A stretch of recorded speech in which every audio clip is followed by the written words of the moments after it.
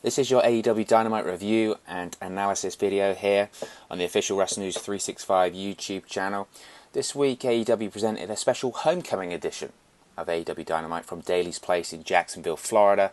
Obviously the Khan family, based in Jacksonville, they own the NFL team, the Jacksonville Jaguars. So they're based out of Jacksonville, hence the homecoming theme for this week. Just to overall thoughts on the show before we go into the nitty-gritty of it. I thought this was a really great show. AEW Dynamite this week was going up against NXT, which was mostly a recap show. They had their end-of-year awards show. I don't think it was live, I think it was taped. So AEW had a real opportunity here to hit back from not being on the air last week, and NXT doing pretty well the last couple of weeks, to be honest, in the ratings. I think they've defeated Dynamite 2 weeks in a row. So this was a big week for AEW, and they absolutely delivered a fantastic show. It's definitely one of the better Dynamite shows since they've gone on the air. Great matches throughout the show. They progressed the stories really nicely, and we actually had a good AEW women's match for once. I, for one, have been highly critical of the AEW women's division for the matches not being great, the lack of characters, only having one AEW women's match a week. They don't have many stars in comparison to the NXT women's division or the WWE women's division. But this week was a really great women's world championship match. Maybe if I was going to be slightly critical, there was a bit of a letdown with the Chris Jericho, Jon Moxley stuff. Obviously going into the show, they promised that we would hear Jon Moxley's answer, whether he was going to join Chris Jericho's inner circle or not. We got a bit of a we'll wait and see with that one, which I'm always critical of that. I don't like to be promised something and not deliver. I always think that's insulting to the audience, but it progressed the storyline. Chris Jericho wasn't at Dynamite last night, or it would appear he wasn't at Dynamite last night. I saw online that he'd renewed his wedding vows with his wife, so possibly that was the reason why he was just in a pre-tape on the show. But I thought, like I said, I thought it was a very good episode of Dynamite. Obviously, being at Daly's Place, they had a different look and a different venue. They were obviously at Daly's Place before when they did the Fight for the Fallen pay-per-view back in the summer. But I really like the change of venue. I think that all professional wrestling shows, to be honest, sometimes with the venues, they're so similar all the time. It's just copy and paste, copy and paste. Same. I mean, we've criticised WWE, haven't we, for being same arena look. The Titantron, the set looks exactly the same week after week after week. You go back to the WCW spring break episodes that they used to have, when they used to have a different look, or the Road Wild pay-per-views they used to have at Sturgis with all the motorcycles around. It's just different, and I think different is good. AEW has the Bash at the Beach episodes coming up soon, and they are going to be filmed partially on the Chris Jericho cruise. So they're going to have a different look and feel. And my point is, while I'm rambling on, that a different look and feel is good. It freshens things up for the audience and keeps them interested. And lastly, we had Taz on commentary this week. Tony Schiavone was commentating on the Georgia Bulldogs. So we had Taz filling in for him. And it's always nice to hear Taz on commentary. As someone who grew up listening to Taz on SmackDown here in the UK on Saturday mornings on Sky One, some of my earliest wrestling memories are of Taz's commentary of Michael Cole. And I'm always a big Taz fan on commentary. I think he's one of the most underrated colour guys around. So it was always nice to hear him on commentary here. And it sounded like, to be honest, he didn't miss a step. He had great chemistry with JR. Obviously, he worked with JR on SmackDown in the late 2000s there. But also meshed really well with Excalibur and JR on commentary. So it was always nice to hear Taz on tonight's show. So let's get on to the main stories from this week's show. We started off with Cody Rhodes versus Darby Allin. Obviously the rematch from the match they had at Fyter Fest earlier this year, the time limit draw. We had a really cool and creepy Darby Allin intro promo before Darby Allin made his entrance. We had a guy coming out wearing, I wouldn't say a Cody Rhodes mask, because it wasn't. It was almost a Cody Rhodes, like someone had cut it out of a magazine and stuck it to his face. It was apparently a guy called Rake from a band that Taz explained to us. Apparently Taz is very into his grunge rock. He knew exactly who Rake was. No one else did, by the way, but Taz did, thank God. JR thankfully said, thank you for explaining that, because it was just a guy at that point that came out wearing a Cody Rhodes face. Everyone was a bit freaked out, like Hannibal Lecter has just walked out in the middle of an episode of Dynamite. But Darby Allin comes out, pulls the Cody Rhodes face off. It was bizarre, but it was cool. I mean, that's Darby Allin, isn't he? I mean, he is this bizarre, cool, Jeff Hardy style. People don't necessarily get him, but the crowd loves him.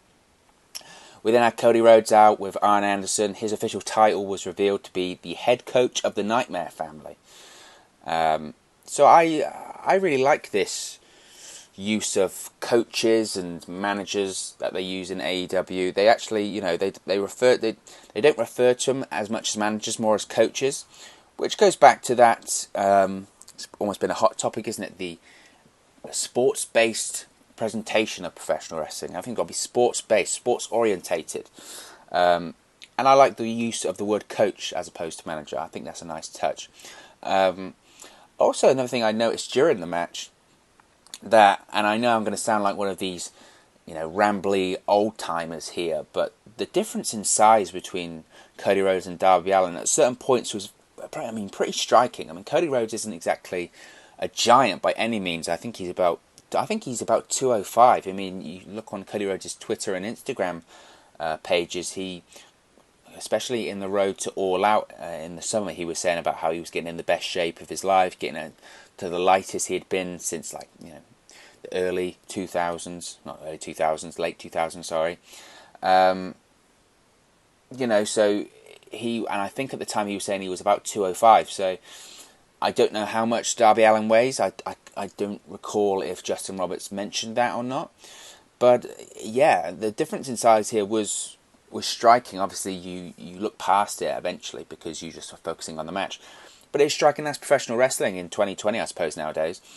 They played a story of Darby Allin working over the arm and the shoulder of Cody Rhodes throughout the match. At one point, Darby Allin took the turnbuckle pad off early on, had a stare-off with Aubrey Edwards, best referee in AEW by far, in my opinion. The crowd wasn't exactly hot for him taking the turnbuckle off. They were like, come on.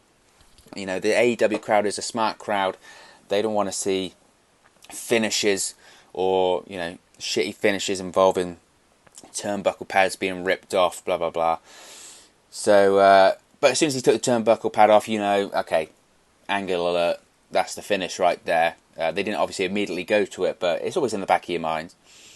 They had a nice spot where Cody hit a reverse suplex from the top, but that was almost one-upped by Darby Allin as he hit a code red from the top. We had a spot here, which I could almost... When they do these spots, you can hear the old-timers, the old wrestling old-timers spinning in their graves, even if they're not even dead. Darby Allin hit a coffin drop, which is still I think is one of the best finishes in the business at the moment. It just always looks brutal. But he hit a coffin drop onto the apron on top of Cody Rhodes. He sort of landed on his knees as well. And just, AEW loves an apron spot. There are a couple on this show tonight. They love an apron spot. It's never the finish. It's never an injury angle. Kevin Owens can never do a powerbomb onto the apron again because apparently it's not enough to even beat someone, let alone injure them. Remember back in 2014 or 2015, whenever it was, when Kevin Owens debuted and he powerbombed Sami Zayn onto the apron? That was an injury angle. He was gone for a little while. Now, you can't even get a 3 count. Outrageous. But throughout the match, you obviously hear the Justin Roberts, 10 minutes gone by, 10 remaining, 5 minutes remaining, 4 minutes remaining. So in the back of your mind, you're thinking back to Fyter Fest. You're thinking, hey up, they went to a time limit draw. It's going to happen again because it's getting to 5 minutes, 4 minutes. But on the 4 minute mark, Cody hit the crossroads. You're thinking, that's it. Darby kicks out. Apparently your finisher isn't good enough anymore. But they were telling the story at this point. Cody Rhodes starting to think, hey up, I couldn't beat him last time. I was just hit him with my finish. What else do I have to do to beat this guy? Can I even beat this guy? Cody then charged into Darby Allin in the corner. But what did he run into? He ran into that exposed turnbuckle that I mentioned earlier. Angle alert. My spidey angle sensors were tingling. And I was right. So he runs into the turnbuckle, which is exposed. Darby goes to the top for the coffin drop. But Arn Anderson, yes, the head coach I thought at one point he was actually going to get involved, and I was thinking, oh, it's a bit of a heel move, Arn. You've only just made your AEW debut here. But he doesn't. He just gets onto the apron and he tells Cody, get your knees up. Taps his knees, get your knees up. Cody gets his knees up when Darby hits the coffin drop, rolls up Darby for the win. So Darby eats another loss here. I thought this was a really fun match. Not as good as the Fight Fest with the time limit draw. I think maybe that had a little bit more drama, maybe because of the draw itself. But I thought it was a fun match. I thought it was a really good opener. Cody needed the win. You think of the losses he's had recently, not only, of course, to Jericho at Full Gear, but he's had the loss to the Blade, the Butcher, and the Bunny, awful name, BBB. So he's had a bit of a bad time of it recently in terms of the win-loss column, so he needed the win. He needs to win to build up the momentum, start the comeback story to when he faces MJF eventually. I do worry about Darby Allin getting the losses in these big matches. Now, he's had the loss against Jericho, he's had the loss against Cody. These younger talents obviously do need building up. I guess the problem is if you're going to have Darby eat the loss, you'd want to do it at the end of last year, as the win-loss records get wiped now in 2020. So he would need a big win going forward. He needs to be built back up to get some big wins going forward. I would assume he will get that. I would expect him to face some maybe more mid-card talent over the next couple of months just to get the win-losses sorted out, because if he loses any more big matches, the crowd's going to start believing him less and less as a credible future world champion, which I think he can be. I think he can be AEW's Jeff Hardy. I really do. He's got that vibe. He's got that. The guys think he's cool. The girls absolutely love him. He's this cool guy. He's just cool. And you can't beat being cool in pro wrestling, can you? But I'd like to see a third match in this trilogy as well. There's one draw, one win to Cody. Maybe they come out of it. They can give Darby a win at some point. Then that gets Darby his big win back. Evens out the trilogy. Maybe you have another match sometime down the line. I thought Arn Anderson's facials as well and Cody's facials match were tremendous. Arn Anderson's role going forward, I'm guessing it's going to be the same as the Tully Blanchard situation with Sean Spears. I think now this is just a little thing I'm throwing out there. Just my little. I'll end on this about the Cody Rhodes Arn Anderson pairing. So now you've got Arn Anderson with Cody Rhodes. You've got Tully Blanchard with Sean Spears. Okay, that's two of the four horsemen right there. Now, recently there were names thrown out there to Arn Anderson about who would be a 2020 or the four horsemen today. All I'm saying is, I know Cody Rhodes and Sean Spears were rivals. They had their match at All Out, but they go way back. They used to be tag champions in OVW. They basically came up in the business together. Maybe, just maybe, Tully Blanchard, Arn Anderson, they bring Cody Rhodes and Sean Spears together. Let bygones be bygones. Together, we're better. Then, a couple of people's contracts expiring in the WWE this year, namely Scott Dawson and Dash Wilder in the Revival. They come over to AEW.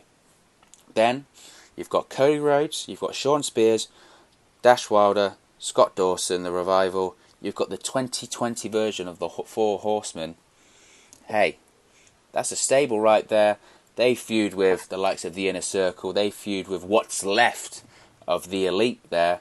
And you've got some real gang warfare going on. I'm just saying. Fantasy booking.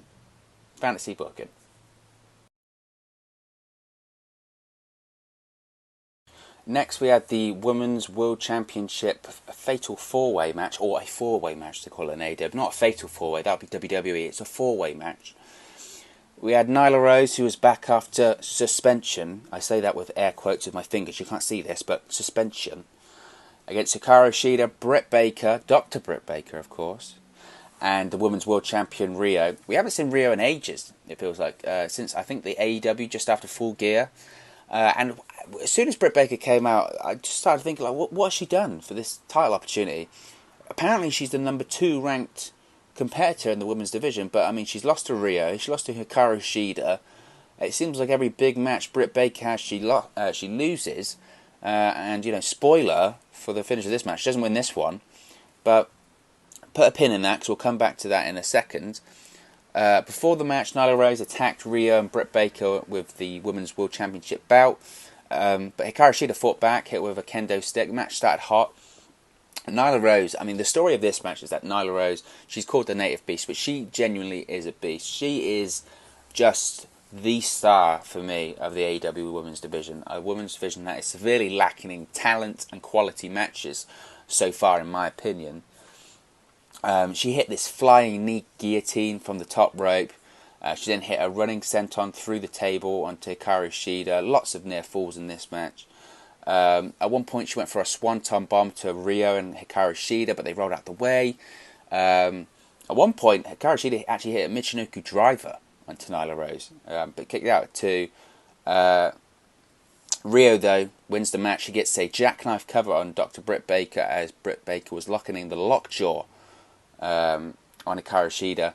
So Rhea retains and still the AEW Women's World Champion. But post-match, said this whole match, this whole segment, this was all about Nyla Rose for me. She attacks Rhea, she sets her up on a table and hits a big frog splash or splash, whatever you want to call it, through Rhea, through the table. And they also sell after the match, which is a good point to make. So Rhea's taking a lot of punishment here. She got the shit kicked out of her by Nyla Rose, getting splashed through the table. And they sell the fact that Rhea, of course, next week still has to face Chris Statlander for the AEW Women's World Championship. This was I was thinking this as I was watching this. This is the best AEW Women's match I think I've seen them do. Nyla Rose is just an absolute star. If I threw this out on Twitter, that realistically going forward, this is how I would book this women's division, because I think this women's division is struggling. I really do. Just there's no connection, there's no spark, especially in comparison. And people can say, "Oh, don't make comparisons." Well, they go on at the same time slot. People are always going to make comparisons. When you're going up against NXT, and their women's division is main event in shows, you've got Rhea Ripley, who's on fire, versus Shayna Baszler a couple of weeks ago. You've got Female War Games, which was one of the show stealers back in November. AEW needs to up their women's division. So if you booked Nyla Rose to be this just dominant monster, she just destroys everyone. I mean, Bill Goldberg style, just win. Destroys everyone, brutal, puts them through tables, puts them through the ring, puts them through the barricade. No one can beat Nyla Rose. Who can beat Nyla Rose? That's when you bring in Awesome Kong. Now, I know Kong's limited in what she can do in the ring at the moment because of her back issues, etc. But that's the money match, isn't it? You build up Nyla Rose. People already know Awesome Kong, her history. So the match she had with Gail Kim, just the monster that she is, that's your money match. Okay, the match itself might not be that good at all, but it doesn't matter. You've already got them in the seats. You've already got their money. Okay, and in the interim, before you even get to the Nyla Rose Awesome Kong, got to remember Aja Kong. Okay, they had that face up between her and Awesome Kong back in the summer, so she's still on the AEW Women's roster. You build up Nyla Rose, face Aja Kong. In the interim, that's where you get your money as well. So there's matches there to be made. It's just about the booking, of course. Always about the booking. Now, I mentioned before, like, what had Britt Baker done to deserve this match? Well, she lost again. Britt Baker, for me, she just doesn't connect to me. Now, she might to some other. I just don't really. They were trying to, for me, initially, I think they were trying to build the division around her, weren't they? Britt Baker, she's a good face to have as a division, of course, but it's just not connecting. The matches fell very flat for me. The crowd reactions just were a bit flat. And yeah, I just didn't think. I don't get it. I don't get her matches. There's just nothing. There's nothing there. When there's just nothing there, and you just sort of, the match happens, you go, wow, yeah. It's sort of that shrug feeling, And people might disagree with me. If you disagree with me, be sure to tell me in the comments below. I'm sure you will. But I just don't think it's the best use for her. Now, over in Impact, of course, you have Tessa Blanchard. Now, she is carving up the pro wrestling world at the moment, isn't she? If AEW have the money to do it, if they need to sign someone to elevate this women's division, it's Tessa Blanchard. Now, is Tessa Blanchard going to leave? Probably not. I mean, by all accounts, it would look like she might become the Impact World Champion after defeating Sami Callihan in January. It was hard to kill. So I don't think she'll be leaving Impact anytime soon. I think, if anything, that's why Impact are putting the title on her, because they didn't want her to leave that badly. So, if AEW could do it, that's the person I'd sign. If they gave me a blank check, I'd give that check to Tessa Blanchard and say, put a number on there to come for AEW, because they need it. They need it in the women's division. They absolutely need it. Now, later on in the night, they were going to throw to an interview to Rio backstage about being attacked by Nyla Rose, facing Chris Statlander next week, but we were interrupted by Britt Baker. Hello, a little bit of character development here. She talks about Rio not being here recently. She's like, you haven't been here. I've been here every week. I've been doing matches. She says that she stole, Rio did, her Women's World Championship while Rio's away. Britt Baker shows up, and she even runs her own dental practice at the same time. So this would look like the beginning of a heel turn for Britt Baker, and I think this is the best thing for her. Like I said, I felt that her character's been very flat, and her matches have been flat and boring. So this edge is needed. But I don't think she should be the top heel in the company. Like I said, Nyla Rose fits that spot better for me. We had a Dark Order vignette here, talking about sowing deception in the ranks. They say it's all for, or Evil Uno says it's all for the Exalted One. And they go over the segment, the closing segment from Dynamite a couple of weeks ago. Now, I've been a fan of these Dark Order vignettes. In the ring, not so much. Are they worthy of this spot? I mentioned this a couple of weeks ago. The Dark Order shouldn't be closing any show for AEW, especially with the talent that they have on the roster. But, you know, the question coming out of this, of course, is who is the Exalted One? It's the classic wrestling whodunit, isn't it? And that always drives a rating because people love it. People love a whodunit. As for my prediction as to who the Exalted One will be, you've got to look at a couple of names that AEW have been rumoured to be signing. Of course, you could have Marty Scurll to be the Exalted One. He's currently with NWA. I wouldn't really like to see him involved with the Dark Order. I think he can do better. To be honest, he just needs to be on his own. I think an interesting person could be Luke Harper. I know his contract is released, but he's officially allowed to work, I believe, in around March or April. So they could hold this out till then. And I think the way you could go with it with Luke Harper is he can give off the fact of, I've been part of cults before, I've been part of families before, but I've always been a follower. I'm a leader. I'm Brody Lee, and the Dark Order is my idea, my brainchild. That's a way you could go with it. Now, some people have said just let him be Brody Lee and just let him be by himself. Ultimately, it's what AEW wants to do with it, isn't it? Of course, I wouldn't mind. I wouldn't mind if they did that with Luke Harper or Brody Lee in this case. So we'll have to see. Maybe they'll drop some more hints in the coming weeks. Next we have Jon Moxley going up against Trent. He has no last name in AEW, even though it's Trent Beretta. Everyone knows Trent Beretta, but they'll call him Trent. Justin Roberts, when he's announcing Jon Moxley to the ring, he does it the similar way that he used to do the John Cena with the sort of Boston style accent, but multiplied by about 1 million. Honestly, it sounds like he's going to hurt himself. It sounds like he's going to pass out. I mean, this time, honestly, he did it for so long, that I was at one point I was slightly concerned for him that he was saying it that hard. But I mean, it's a cool entrance. I love Jon Moxley's entrance through the crowd. The crowd loves it. The crowd goes insane.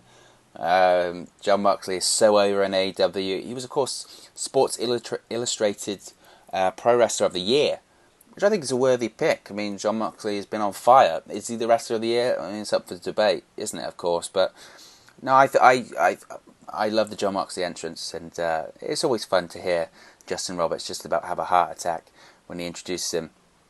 So the match itself, Moxley hit a glam slam for 2, exchanged some near fall, some lariats. It wasn't necessarily about the match so much. It was about the post-match, but we'll get into that in a second. We had the weekly Orange Cassidy spot where he entered the ring, put his hands in his pockets, but Jon Moxley responded, putting his own hands in his own pockets. to which Trent then hit a pile driver for a 2 count. I just wish that the pile driver actually meant something and actually get a 3 count. That's just me. But they go to the finishing spot, which is Trent jumps to the outside where Moxley is standing on the stage. Moxley hits a paradigm shift on the entrance ramp. He rolls Trent back in the ring, then hits an elevated paradigm shift, spikes Trent for a 3 count, just about goddamn breaks his neck. But post-match, we see Sammy Guevara sort of mocking Jon Moxley's crowd entrance here. He wears 2020 specs, the year 2020, not the, the ice, you know. He hypes up the Inner Circle's invitation for Jon Moxley to join, and then says that he has a surprise, or they have a surprise for Jon Moxley, which throws to Chris Jericho in a pre-tape, apparently in a parking lot somewhere. He says that he wants Jon Moxley to be an equal leader of the Inner Circle and offers him 49% of the Inner Circle LLC. Yes, where can I buy shares of the Inner Circle? I mean, they've got to be gold dust, right? Not gold dust, that's Dustin Rhodes. See? It all flows together.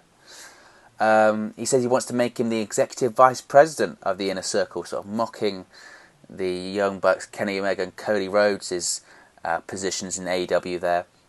And he also has a Ford GT. Now, I'm not a car guy, so it was a nice car. I'm not a car guy, though, but a very nice car. That he says he bought specifically for Jon Moxley. All members of the Inner Circle chipped in. I would think Chris Jericho's probably going to chip in the most there. The rest of the guys aren't having that much money involved in it. But they bought the car specifically for Moxley and even personalised a number plate which said Mox on it. Now, Jon Moxley said he considers Chris Jericho a friend and a mentor, and he will give him the answer next week in person.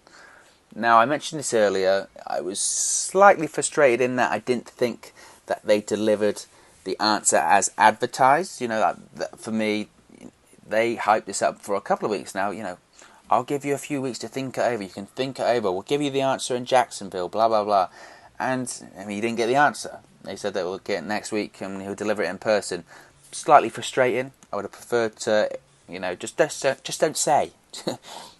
Just don't say, I'm gonna do it next week. Just don't say. So the match itself was a great match, great TV match, probably the best singles match that Trent's had in AEW. He's had a couple now, and the main thing I just got out of it is just that Jon Moxley's just so over, isn't he? I mean, he's so over. Should Moxley win the world title from Chris Jericho? Maybe.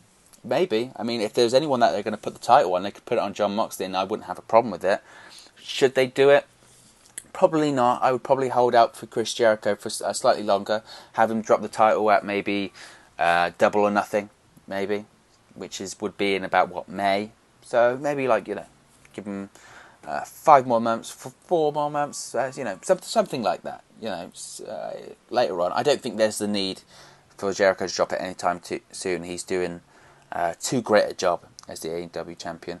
And the crowd didn't really react well to when he said, I'll give you the answer next week, because they realised, we're not getting a Chris Jericho appearance in person tonight, which sucked for them.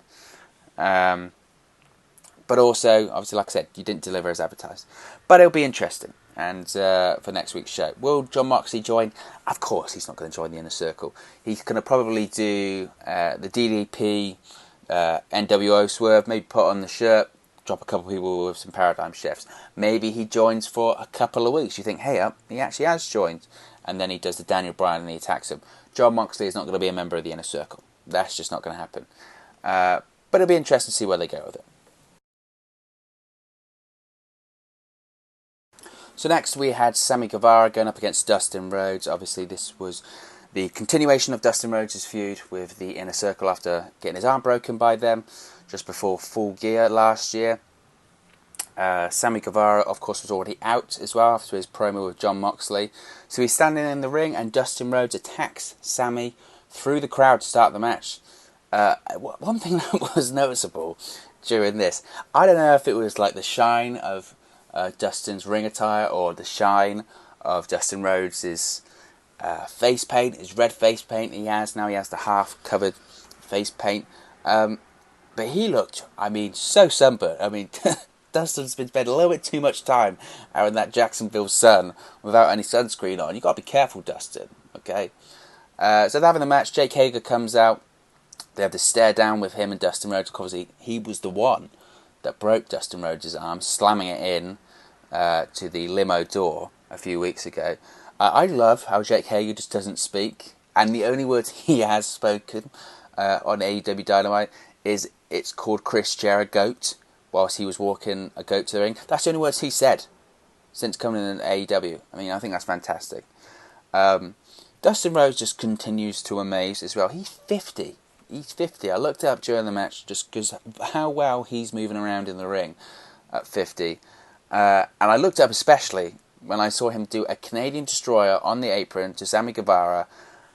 I mean, it wasn't the finish, like I said. I said earlier that AEW loves a pile driver and they love an apron spot. And that is AEW in a couple of words, isn't it? A power bomb to the apron should be an injury angle. A Canadian Destroyer on the apron to someone not only should be an injury angle, it should be an angle that retires the person for 2 years and then they get the all clear from the doctor that they can come back. It looks absolutely brutal, but it wasn't even the finish to the match. Oh my god. I mean, it's awesome to see, and it's almost a bit like, at this point it's almost a wink to the audience of like, okay, it's work. I'm 50, look what I can do. That's almost what it is at this point. Your suspension of disbelief is gone when you see that. I'm not as outraged by it as some people are. Oh my god, that should be a finish, blah, blah, blah. It should be a finish. It's pro wrestling. It's 2020. That's what the business is nowadays. So you just got to enjoy it, haven't you? So he's setting up what they call the natural kick, he being Dustin Rhodes, of course, where he places the opponent's legs in the ropes and he kicks them straight in the balls. JR did the call of the night at this point by Sammy's got a wedgie, as Sammy Guevara's tights were well up his ass crack at this point, and the cameraman just decided just to get right up and involved in it. Too much for me there, but anyway, Dustin goes for the kick, ref blocks it, Hager runs in, smashes Dustin in the balls with a low blow, and Sammy Guevara gets the win. A fun match, not a lot to talk about. More the spot was the Canadian Destroyer onto the apron, but it continues this eventual Jake Hager, Dustin Rhodes match I'm assuming we're going to get, and continues the storyline of Dustin Rhodes, or the Rhodeses. The Rhodes? Just the Rhodes. I guess the plural of Rhodes is Rhodes. A little conversation with myself there. It continues the storyline with them, so that's fine. I enjoyed it. Next we had the MJF promo. Of course, he was going to deliver the stipulations to have a match with Cody Rhodes. Previously, Cody Rhodes had said he would do anything to have a match with MJF. MJF said, I'll give you a match, but you have to agree to my stipulations. So this was the big hype. What's MJF's stipulation going to be? He says that, of course, the match is going to be at Revolution, the pay-per-view. The next pay-per-view in February, I believe. So, no shocker there. And obviously, going to be at Revolution, so understandable. He says, stipulation 1, the classic you can't touch me stipulation. He says that Cody Rhodes can't lay a finger on MJF at all, regardless of how much he gets in Cody Rhodes' face. No touching, no contact, or there will be no match at Revolution, or no match ever. So the classic don't touch me stipulation. Stipulation 2, to get to MJF, Cody Rhodes must go one-on-one with Wardlow. Yes, MJF's big heavy Wardlow, and defeat him. But it's not going to be any match, it's going to be inside a steel cage. And stipulation number 3, Cody Rhodes must get down on all fours, and MJF must whip Cody Rhodes with his bout 10 times. If Cody Rhodes agrees to all those stipulations and does all them, he will face MJF at Revolution. So, of course, Cody Rhodes is going to face MJF at Revolution. I mean, it's happening. So, there's no way they're not going to have the match, obviously. So, I would assume Cody Rhodes is going to achieve all those stipulations. It might not be Wardlow in the steel cage. I don't know. They might work their way around that one. But the match is going to happen. So, we have a date. The match is going to happen. We're going to have the blow-off of the feud. Maybe not the blow-off. Actually, probably going to be a first match of many. Let's be honest. But once again, it was a fantastic promo by MJF. He's so annoying, isn't he? He's so annoying, so smug, and such a dick. And you just want to see him get his ass kicked, which is that's a heel. That's what heels should do. You shouldn't have heel like King Corbin heel, that you want to just go, oh, this guy sucks, I want to change the channel. You want to be, this guy sucks, I want to see someone walk out here and beat the shit out of him. That's a heel. So I enjoyed it. Of course, like I said, Cody Rhodes is going to achieve all the stipulations. That'll be fine. Who wins the match at Revolution? That's something to think about and discuss at a later date. I'd probably say MJF. Keep Cody, chasing MJF. They can run this storyline out for as long as they want. MJF's a future world champion. I would say that maybe MJF needs to win more just for credibility purposes at this point.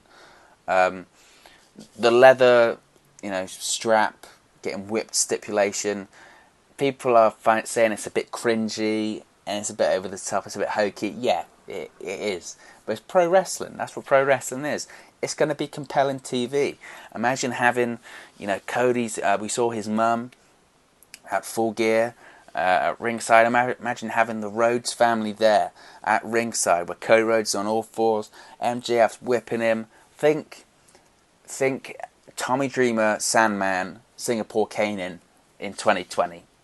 That's what I'm thinking it is. Compelling television, telling a story that Cody Rhodes is going to take literally a whipping to get his hands on MJF. He wants MJF that badly that he's willing to degrade himself to that level in front of his family.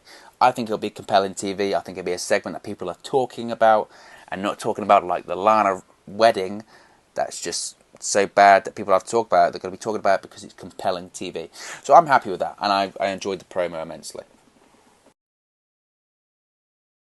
So next we have our main event. We had the Lucha Brothers teaming up with Pac to face Kenny Omega and the Young Bucks, the Elite.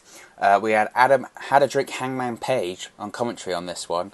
Next week he'll team up with Kenny Omega to face off against Private Party. There was a promo earlier on in the evening where Private Party were being interviewed at a bar, I guess, and Hangman Page came in, went to pour himself a drink. Private Party said, oh, you can't come in and pour yourself a drink. And essentially Adam Page told him to, fuck off, to take my drink and go. It was a bad promo from Private Party. I don't want to be the one that's like, oh, they're just, they're the street profits in AEW, blah, blah, blah. They need to work on that promo, because they said a lot of nonsense without saying anything, was just very loud and didn't really tell any story there. They set up the match for next week, but in terms of the actual promo, yeah, need a little bit of work. But it was nice having this I don't give a fuck Hangman Page character on commentary here, and just it looked like whiskey, sipping his whiskey, calling the match.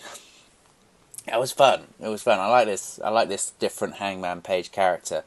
So the match itself, the Bucks hit a they love a power drive at AEW.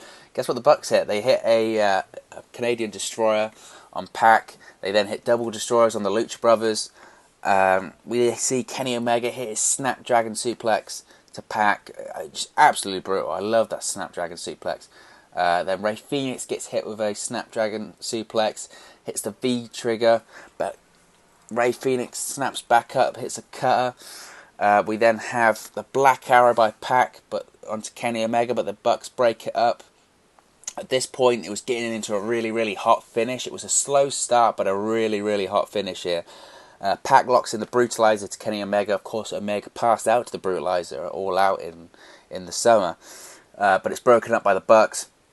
Rey Fenix then tags himself in, goes for a springboard spin kick, but Omega just about knocks him out with a V-trigger, hits the one-winged angel for the victory. Cody Rhodes comes down to celebrate with the Elite. They invite Hangman Page down, but Hangman refuses, of course, still distancing himself from the Elite. Now, the win was obviously needed for the Elite here. People have criticised that, they haven't been, they're the main guys in AEW, and they haven't been winning. They've been almost too nice in putting people over all the time. Too many jobs by the Elite. So the win was needed here. I don't think it really hurts the Lucha Brothers or Pac, really. The Lucha Brothers have been doing a few jobs, to be honest, but I don't think this one hurts them as much as some of the other ones, like the ones they did to the Best Friends. They were a joke of the jobs that they were doing there. So this was needed. It developed the storyline nicely of Adam Page distancing himself from the Elite. Where it's going with Hangman, it would appear that this is going to be a heel turn, or this is the beginning of a heel turn for Hangman Page. He's distanced himself from the Elite. When he teamed with Kenny Omega a few weeks ago, he was showing some heel tendencies there, wasn't he? So I think that's where he's going with it. Will he turn heel next week? I don't think they'll rush it that quickly, but I think he's going to turn heel eventually, and he's going to face off, if it would appear, Kenny Omega in a feud with him. So that should be good, and I think Hangman needs that edge to his character, to be honest. He's left a little bit to be desired since he started in AEW. Obviously, he started off really hot, won the Casino Battle Royal, challenged Chris Jericho for the World Championship, but ever since then it just seems like every big match he's been in, he's lost. He lost to Jericho, he lost against MJF for the Dynamite Diamond Ring. Just can't really, and I think he connects with the crowd. It's just those big matches, he's not ready to win them. So how do you build up someone? You turn him heel and let him go loose, let him get over as a heel, and that looks like what they're going to do here. So I am looking forward to that. I think Hangman needs that edge to his character. As far as the Lucha Bros and Pac goes, where do they go? It's a difficult one. I mean, you know, the Lucha Bros, of course, lost to SCU for the tag titles in the inaugural tournament. I'd have had the Lucha Bros win that one personally. I think they're one of the best tag teams, if not the best tag team in the world. But where do you go after you've lost the tag team titles? You need to work your way back up. I don't think they should be feuding with the likes of Best Friends, because I don't think the Best Friends are on the same level as the Lucha Brothers. If you haven't got anything to do with them in the tag team division, you can always split them up. Or not necessarily split them up, but they can just go and do the single roles, because on their own they could be world champions in single roles. I'd like to see Pentagon and Rey Fenix express their personalities sometimes, maybe slightly more as singles wrestlers. You think of AEW loves a hardcore death match. You think of the match that Pentagon had with Vampiro and Lucha Underground. I mean, put that on the same stage. Have Pentagon Jr. face off or feud with the likes of Jon Moxley or Jimmy Havoc, and have them do those really hardcore matches. That's something I'd be really interested in seeing. And Rey Fenix is, like I said, he's future world champion. WWE are looking for the next Rey Mysterio, and they're trying to find it with the likes of Humberto Carrillo, and they might have it with the likes of Andrade. But I mean, Rey Fenix is your guy. If you're looking at me, he's young. He's the guy that's going to be the next big Latino star for me. He's got such an upside. He's tremendous in the ring. The matches he had with Kenny Omega in AAA last year were just phenomenal. So it was a nice match. Like I said, start off slow. Great ending sequence, got really hot in the end. The crowd was loving it in the end. It's an AEW crowd, they love the Bucks, so people that could criticise the Bucks are all flips, blah, blah, blah. It's an AEW crowd, so they were catering to their audience there. So I enjoyed it, like I said, and I think it rounded off a really, really strong episode of Dynamite, and a great way to ring in the new year, as they would say. But what did you think of the show? Let us know your thoughts on tonight's episode in the comments section below, and don't forget to like and subscribe to our YouTube channel. Once we get to that magic number of 1,000 subscribers, we'll be able to do live reviews of every show and really get you, our great followers, more involved in our reviews. Don't forget, you can follow WrestleNews 365 on all of our social media platforms on the screen right now. Twitter, that's at 365Wrestle, Facebook at WrestleNews365, Instagram at WrestleNews365, and Storyfire, you guessed it, at WrestleNews365. You can also visit our website, WrestleNews365.com, for all the very latest news, reviews, exclusive series, and much more. You can also support WrestleNews365 by purchasing our merchandise. Visit WN365.com, that's WN365.com, for all of our merch and apparel. If you do purchase an item, be sure to post it on social media so we can share it with all of our followers. We really appreciate your support. The holidays may have gone, but it's still time to get in that incredible wrestling merchandise. And hint, hint, we're going to have some new products coming very, very, very soon to the merchandise store. So be sure to visit WN365.com. Thank you very much for watching, listening, streaming, or however you come across this video today. We really appreciate it, and we'll speak for you again very soon.